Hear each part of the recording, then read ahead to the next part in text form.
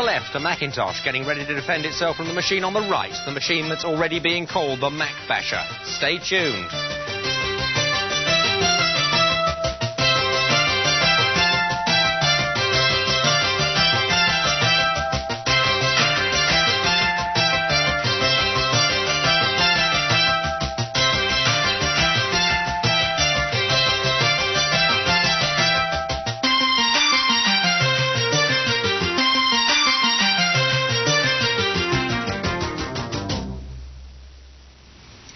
This week's opening titles were programmed by Hugh. Now, Hugh, I see you're using a Commodore 64. Which language were you using? I was using BASIC. Have you tried experimenting with any other languages to help you with the graphics side apart from BASIC? I'm trying to get into machine code, but I find it a bit impenetrable at the moment. But you're still struggling? It's becoming clearer as I go on, yeah. Now, how long did it take you to do that program, which seemed fairly complex from looking at it? About 2 weeks. It wasn't that complex once I'd realised what I was trying to do. I learn as I go along. And which was the most complicated bit to do of all the little routines? Onto the screen and into user-defined characters. That was the Mona Lisa bit at the end? That's right, yeah. It was very good. The other thing is, do you really enjoy programming? Not really, no. So I like to see the end product, and the only way I can get the end product is to program it in. So I have to do it that way. Well, thank you very much, Hugh. Tony? And talking of Commodore, it's extremely interesting to notice that at the recent Consumer Electronics Show in Las Vegas, they introduced a machine called the C128, which is apparently software compatible with the Commodore 64. What, then, is the future of the 4 Plus, we ask? Mind you, software compatibility seems to be all the rage these days, and I'll show you something in a minute which is in the nature of a small news scoop, the first European showing of some exciting new machines. But first of all, let's start with a glance back at a well-known old favourite. This machine, remember this, you've probably got one at home, the Atari 800. Interesting machine, built in the days when Atari were well known for graphics and well known for making a lot of nice noises. Well, would you like to see, for the first time in Europe, the new version, if you like? Part of the interesting new XE range from Atari. E for 8-bit, X because it is compatible, software-wise, with the 800 machines. An interesting new advance. What's more, it's not just a standalone machine. There is a range of machines in this small computer end. But there is a larger computer end as well. At the moment, I think it's reasonable to say that the market is dominated by this chap, the Macintosh. Now, wouldn't it be a good idea if someone could produce a machine which would do, or is alleged to do, everything that this machine can do, but for rather less money? If you did that, you might call it a Mac Basher. You might call it a Jackintosh. It might look like this, and it might be called that because Jack Tramiel from Atari is the man who made it happen. Jack, interesting range of new machines. We'll come on to this one in a moment. But can we start with the small ones? Go back to the XE range here. Right. I said it isn't just a standalone machine, it's part of a range. Now, this one, as it happens, the 130, is the top of the range. Can you take us through what the rest of the range is? Well, we're starting off with the 65 XE. Mm-hmm. Which is a replacement for the 800 XL. Yeah. It is really the same machine, but it's part of a family look. Yeah. So we have a 65 XE. The next is the 130 XE. Yeah. Then we have 65 XEM, which has music built in. Mm-hmm. And then we are also planning a portable machine. Now, I get the impression from all this that you're making, as you've said, a family of really quite small computers, all of which offer either portability or extra graphics or extra music, rather like the Japanese have done with their MSX range. Have you taken a march from them?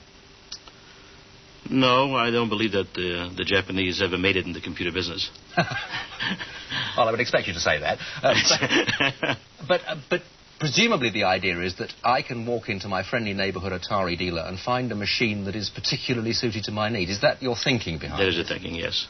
Now, is it possible, or will it be possible, to upgrade from the machine that doesn't have such good graphics to the machine that has better ones by adding something on, or will I have to go out and buy a new machine? No, as far as the graphics are concerned, they are built into all our machines. Mm-hmm. Without graphics being an Atari strong point, of course. That's right. What you have is additional memory. Yeah. And also some music or portability. And no, you will have to buy the machine for your needs. You will not be able to upgrade the machine.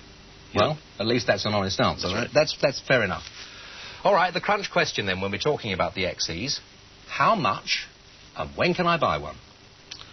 Well, as far as the 130 is concerned, we will start shipping the machine sometime beginning of April. Yeah. At the middle of March, they will be shipped from the factory. So when they arrive at the retailer's store, shelves, I would say will be sometime in the middle of April. Right. But how much? Well, from a U.S. point of view, the prices range from around $125 up to $299. Which is about, in sterling, what, about £300? Somewhere in that area, isn't it? It's the same thing, because here in the UK you have VAT, in which we don't have in the United States. How lucky. So it comes out about the same. I see. Fair enough. All right. Now, that's the XE range. Now, the top of that range is the 130. And here I have a small bone to pick with you, because the bottom machine in your ST range, which are the 16-bit machines, is also called a 130 ST. That's right.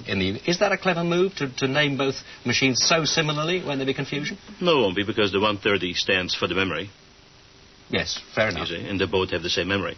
All right, OK. Now, you're probably wondering at home why this screen particularly, but both these screens are flashing away. It isn't at fault with your set, don't worry about it. It's because they're running on American 60 cycles, and we haven't had a chance to get this one particularly converted because it only came over yesterday. Tell me something about the ST range, then. There are two machines. This is the 512K one. Right. Now, is it really a Mac basher? Well, there's no question that this machine is built on a similar technology like the Macintosh. The Macintosh was built on technology which was developed by Xerox about 7-8 years ago. Yeah.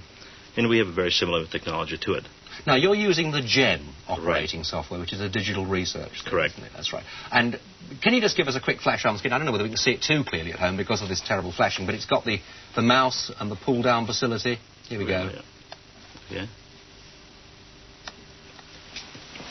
Here we go. So, yes. Something's going to happen in a minute. There. Okay. It is also extremely fast. It's very, very fast. Very fast. And you have, I noticed, colour. Right. Which is going to put the wind up Apple, isn't it? That's the difference between this product to the Apple. The Apple is black and white. Yeah. Ours is color. Yeah. Ours can work with your regular television set. Yeah. And it can also work in black and white, high resolution, medium resolution, etc. And it's approximately selling for a quarter of the price. Now, I'll come on to that in a moment, okay. Because the price is going to be a very interesting feature, I think, about the way this particular piece of equipment is retailed. But let me ask you this. It's all very well having a glamorous operating system with little things hurtling around the screen and pull-down menus and whatever. Right. But what software do you get to once you've accessed it? At least with the Macintosh, you can say, and I think you would be big enough to concede, that they have actually got dedicated software in there which is designed for the machine. Is this just going to lead us on to a sort of a version of WordStar or something, or are you going to have software specially written for this series of machines? This is written specifically for this model machine, or for this series of machines. Since we have designed this machine and it's now finished from the lab, and we have introduced the machine to a number of software, third-party software houses, we have now signed up about 100 of them, and they're all getting now the development systems. And when we introduce this product, we will have between 25 and 30 dedicated pieces of software for this particular product. So, right, it won't just be a nice gateway leading into a big empty field, then. There's going to be things... That's correct. All right, well, you said it. When you introduced this product, when and how much? Well, the 520 ST, we plan to introduce sometime the end of April, beginning of May. Yeah. The price is going to range something between $900 and $700 in that price range. We are not sure exactly yet. So that's the 512K ST machine in the States between 7 and 900. Right. Right. So if we translate that into sterling, I suppose, looking at an exchange rate, that it might be then about £650? No, I'm repeating. Here, including the VAT, yeah. It's about the same. All right, fair enough. And for the little one, for the 130? No, but I didn't finish with the 520. Oh, there's more, isn't it? Right. Because the 520, for this 800 pounds, let's say, you get 512 kilobytes of memory. Yeah. Right? You will get a high-resolution monitor Right. and you will get a half a megabyte of floppy disk. It's a total system. It's not only the computer by itself. Okay, fair enough. What about the 130, very quickly? How much is that going to be? The 130 will be sold a la carte. Yeah. It will not be sold as a package, Right. but a la carte. And the computer itself will be sold here for about £399. Good heavens. One question for you. How are you going to make money out of this? Because those prices seem very low. Well, I'm in the computer business now quite a few years. And every computer I sold, I made money. And I believe in making a profit. And those are, if I sell them for those prices, they're very profitable. So you're offering big power at low cost. That's right. Right. Finally, and you probably won't want to answer this, we in Britain have a morbid fascination with boardroom battles. Every week we hear of computer companies in trouble with rows amongst the directors. Are you prepared to tell us why you left Commodore? Yes. You know, I'm the founder of Commodore. I founded the company about 26 years ago. And the quarter ending December 31, 83, when the company has reached about $1 billion in sales, and that particular quarter was the biggest quarter for the company. We did about $431 million. Yep. The chairman of the company and myself have disagreed on the basic principles how to run the company. And I felt if I cannot go into my office smiling and being happy, I better quit. Well, you certainly look smiling and happy about this lot, so That's right. I'm sure it'll work out well for you. Thank you for coming to see us. Come and see us again. Thank you very much.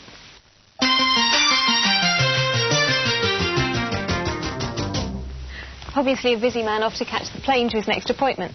Now with me listening to the interview with Jack Trammell has been John Rowland, who's responsible for computer sales policy at WH Smiths. Now John, first of all, your reactions to the new Atari range. Good or bad? I think it's tremendous news. I think the industry needs excitement and innovation. I think that's certainly what the ST is giving it.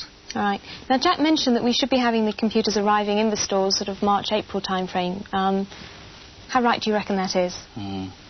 Manufacturers are notoriously optimistic, but if he starts shipping in March, as he said he would, I would expect them in our stores early summer.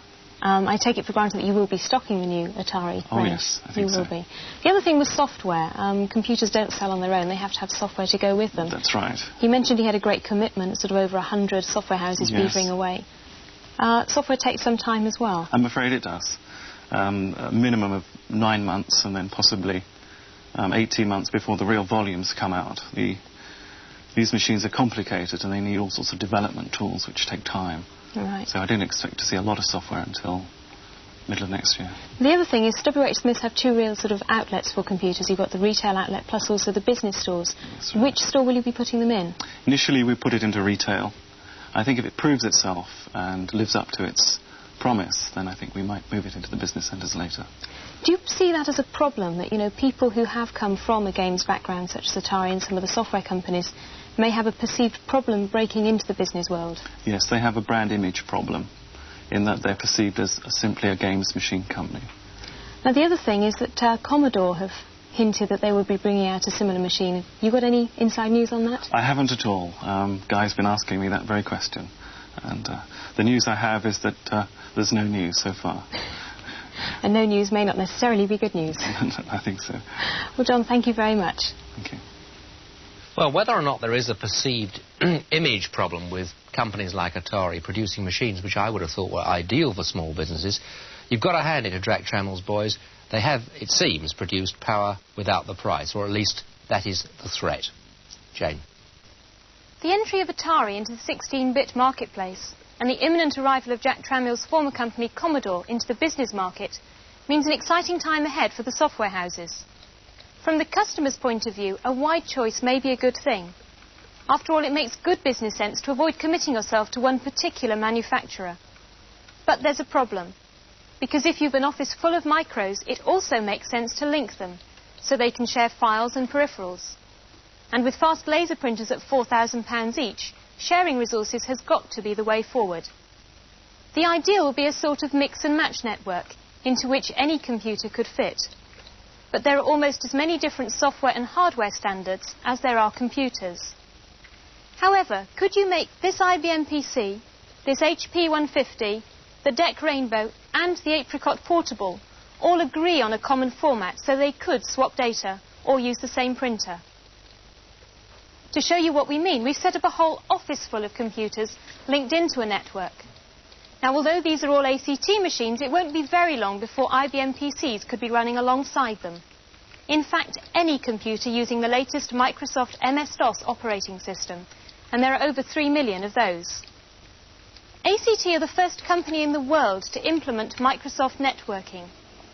These workstations are different computers running different programs, yet all sharing the same printer and memory bank, and it doesn't cost the earth. At the heart of the network is this dedicated computer, the file server, acting as the office manager. It not only controls the network, but stores all the Office application software. Running on this Xi, the file server has provided Lotus 123. At this workstation on the network is Microsoft Word. The word processing software WordStar is in use on this F1 computer. Here, the file server has provided this workstation with the application package Files and Folders. Running at this workstation and F1, Multiplan is in use. And finally, on this portable is SuperCalc 3, complete with colour graphics.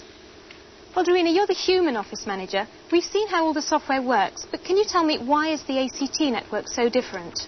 Well, the local area network we offer has one file server which provides the capacity for up to 32 other microcomputers to be linked to it. Now, with 32, is that a real sort of maximum, or is there an optimum number at which you should really halt? No, that's the maximum. And in terms of getting the software, the application software and everything is on here, how can the user share the files? All the software is loaded onto the networking station, and each user can pull off any piece of software he wishes to use at any time. And the files, so that he can pull off any file as well? Yes. Can you have two different users sharing the same file? Yes. Right. Now, in terms of the software being loaded on the file server, do you have any problems in terms of people always asking for the master diskette? No, there's no problems there at all. Once the file is loaded, anybody can use it. And what about sort of the copyright, the software licensing? Do you need to license software for multiple users? Yes, you do. Right. Now, in terms of future developments, I mean, the network looks very good and it certainly appears to be working. Any future developments coming along the line? Oh, well, we're always developing new things. Right. Well, we look forward to hearing more from you. Thank you very much, Dorina. This could be something that will revolutionise business life. And if you can't wait to network your office, this isn't called the Point32 system for nothing. There's room for 32 workstations. Your micro need never feel lonely again.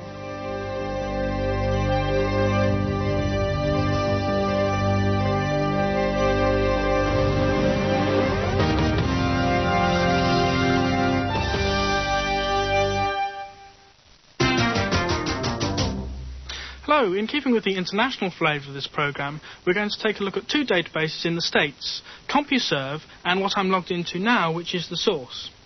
Now, The Source is a business database which has tons and tons of news and all sorts of other information which will be useful to businesses. It has very powerful searching facilities, and we could have a look at those now by going into the database owned by the Associated Press. To do this, I just type AP and wait while it logs me through to that area, which is done quite quickly for once.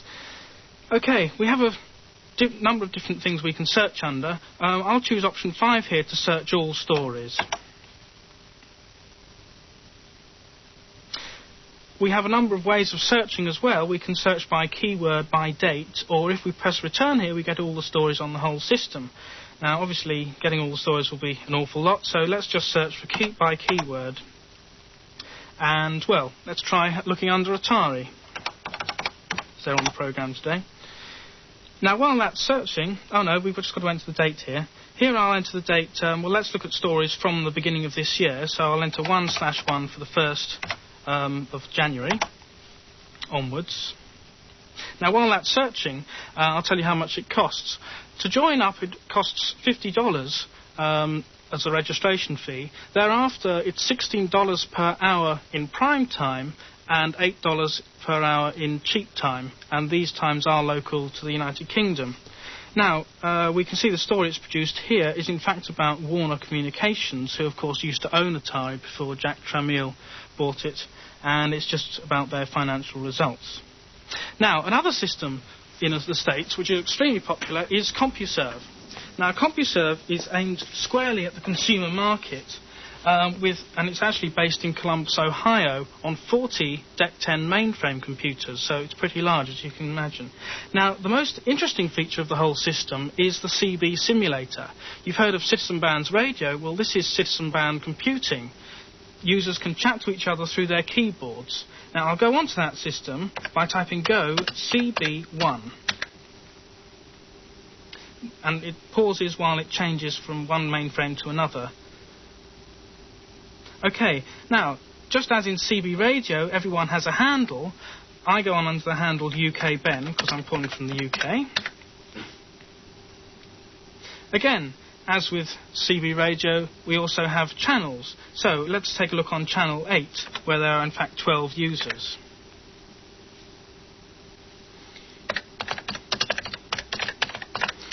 Just set it all up. OK, now I'll type hi there, and hopefully get a print out of who's on.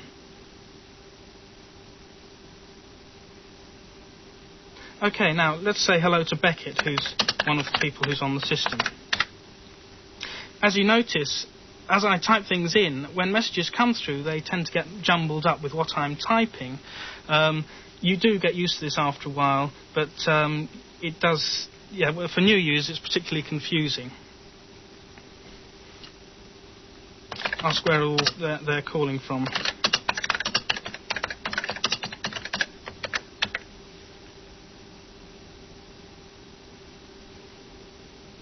This pause is when my message is taken from what I've typed in, and it's then sent to all their different terminals around the place.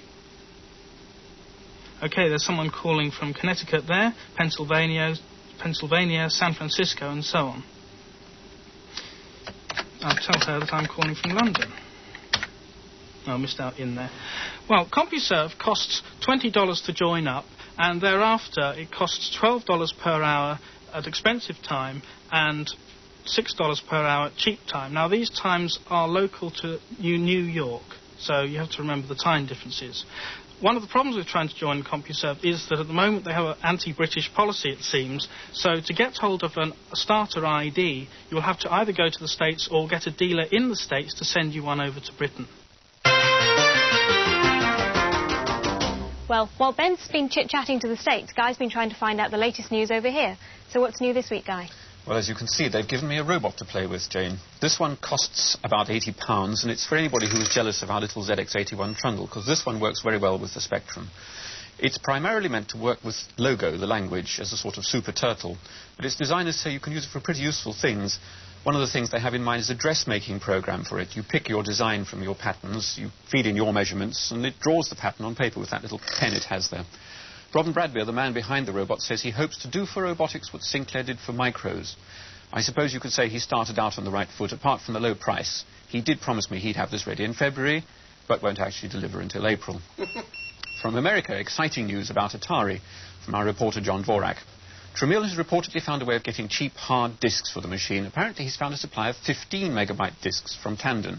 It seems he's buying defective 20 megabyte drives, which can be mapped by the operating system to find 15 undefective megabytes. And the word is that Jack is paying $85 per drive. So it hardly matters if performance is a little below par. Dvorak also has first reports of the new IBM PC, the Model 2. We don't have much on it yet, but he believes it uses the same chip IBM puts in the AT, that's the 8286. Fascinating if it's true. It doesn't use the Sony 3.5-inch discs, but the floppy 3.25-inch ones, which nobody else has touched. The Sony drives are an option. Do you remember last week I mentioned Acorn was in trouble?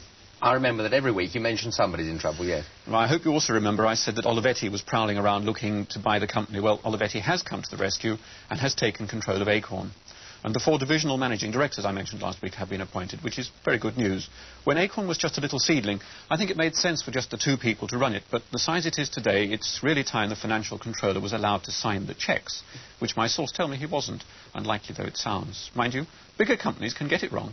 Commodore 64 buyers, for example, should be aware of the new tape players from that company. They have a small component change, and the result is that any games which use fast load techniques may not work. All the turbo load companies are now frantically rewriting their routines, but for several weeks we can expect some misery at shop counters as people with mismatched hardware and software queue up for refunds. Still, we can end on some good news. The latest versions of Sinclair's QL software, these are the programs supplied free with the QL, are now available. They're faster, more reliable and very much improved, and they've been sent out to QL club members over the weekend. They have priority on these. I hope they're grateful. I gather some of them complained recently when they saw copies of a chess program in the shops that they still hadn't had their priority deliveries through. Apparently somebody at Sinclair told them that of course they were entitled to order these things early, but, he added, there was nothing in the membership contract to say they'd actually be delivered early, was there? It's inconceivable, isn't it? In any other area of consumer relationship with a customer, that sort of thing would never happen. But in computing, apparently, it happens all the time. It's absolutely staggering. Anyway, some good news for Spectrum owners. There's some free software. For you, it's being transmitted tomorrow on Channel 4 at 10 o'clock and again at 11, so we suggest you record it.